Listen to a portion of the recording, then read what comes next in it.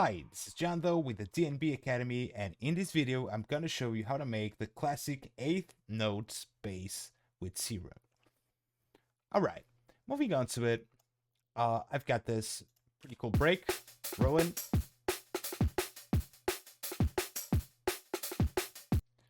And with that out of the way, we're gonna start our patch. So, this bass consists of something that most of you are familiar with if you listen to producers like Hydra, Teddy Killers, especially all those Neurofunk artists in Russia and Eastern Europe. They love that stuff. Even like on Eat Brain, there's a lot of this type of Neurofunk being done. So what we need for the specific bass is something that's really percussive, and we need to have our patch in a way that we can actually tweak it all the way when it comes to the length and the actual shape of the bass. So we're gonna try to do everything inside Serum with just obviously some couple of processing plugins outside, but I think we can achieve some pretty cool results with what I have in mind for you guys. So let's start off. What we're gonna do is go to our, let's go probably basic WRD, because we want something like a sine wave, but with a couple of nuances, like this one might work. So, all right, what we're gonna do is create the actual shape of it, trigger it, and put it on 8 notes. Let's just draw a MIDI clip first. Now that I have our MIDI clip, we're gonna play it on F.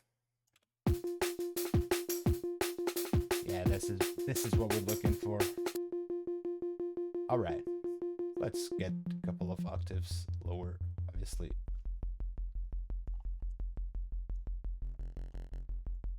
Now let's go with and plus negative. So as you can hear, we can get these harmonics on the way, and that's what we want, is to have this. Now let's browse through the phase here, see if there's any spot that we like better.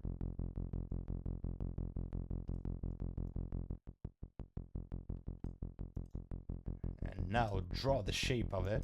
Something like this usually would work, because then we can macro it, so we can do this sort of modulation, you know. Something like this, it's more than perfect for now. Now let's turn our sub. We apply the same LFO to the volume. Alright. Now we're gonna turn on our second oscillator. Also assign our LFO to here, and now we're gonna go with something that will allow us to make some cool FM from this one. So usually digital wavetables are good for that. Let's go with Ethos, for instance, and let's turn the FM from A option here. All right, let's get a few octaves lower.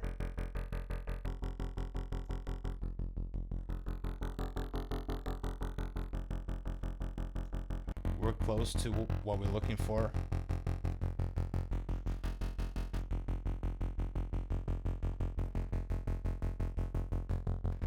I would say something like this would work.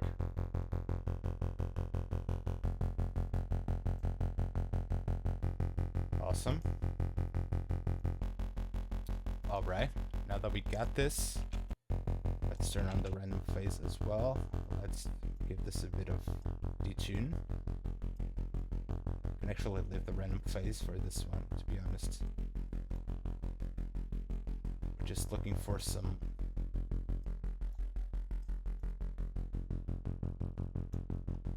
more width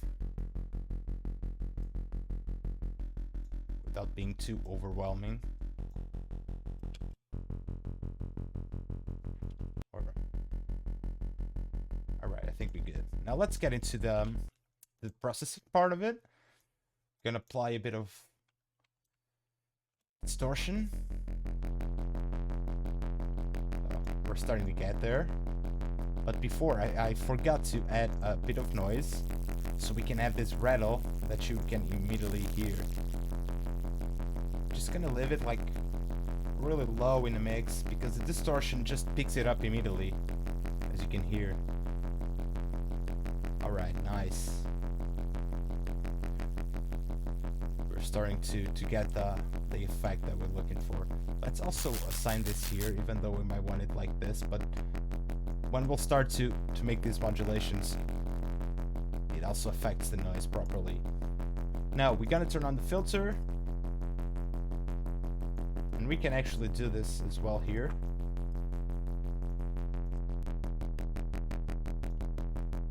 Now that we picked up on our sub bass as well.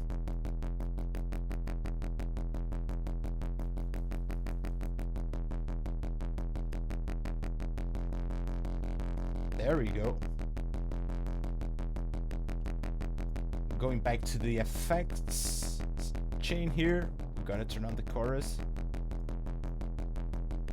It's really cool to give a bit of warmth and width to the track.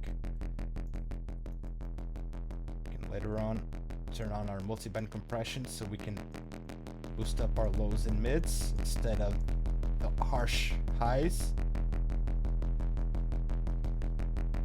Apply some EQ so we can already start to craft and get rid of these muddy frequencies.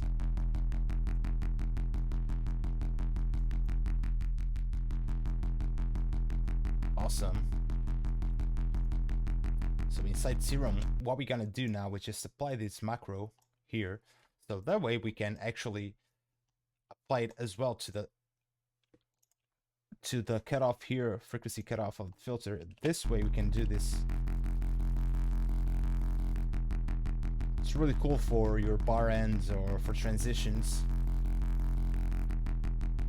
You can actually even like try it out with an octave upper, or here you can change the wavetable. There might be something that suits your needs better. With all this heavy distortion and FM, it won't matter much, but pretty much as close as we can get there. So to make some final adjustments and to make it sound even more aggressive, we'll need to distort this a little bit more outside of Serum. So we're just gonna apply a bit of clip control distortion here with Isotope Trash.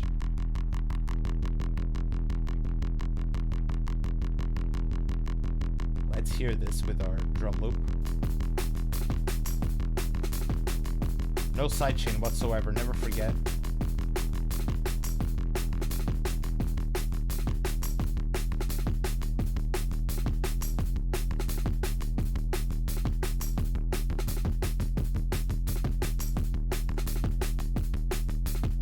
Oh yeah, just some final tweaks. Just once again, really depends on your taste.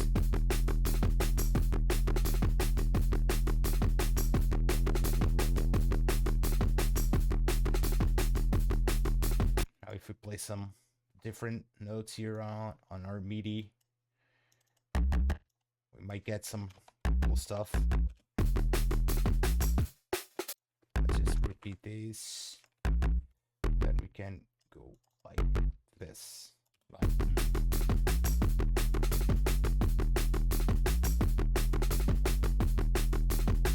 We could even EQ this a bit more. Pro Q after the distortion. As you can see, we have a lot of delta win on here, and we don't want that.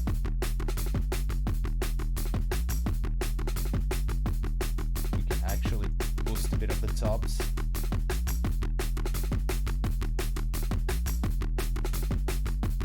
Or in Serum, we can actually just let them breathe within the compressor.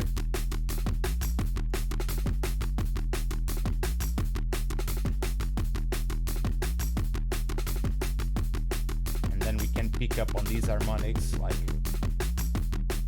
just to boost them up, like here.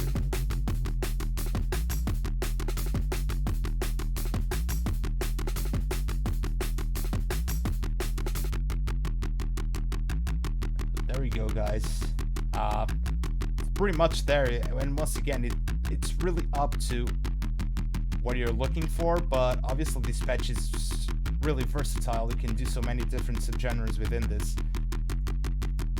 But the main thing about it, just like maintaining the pace and working around with your envelope here, because this can immediately change pretty much the whole sound, as you can hear here. Like, you can make a more jump uppy sound. But for Neuro, we would go with something like this. Like,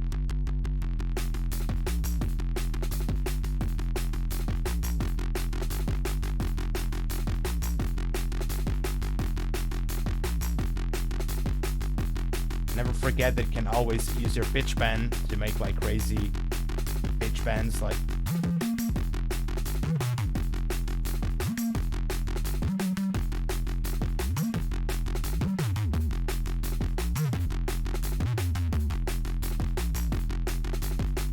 so. Yeah, there you go, everyone.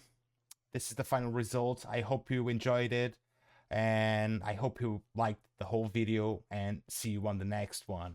Peace.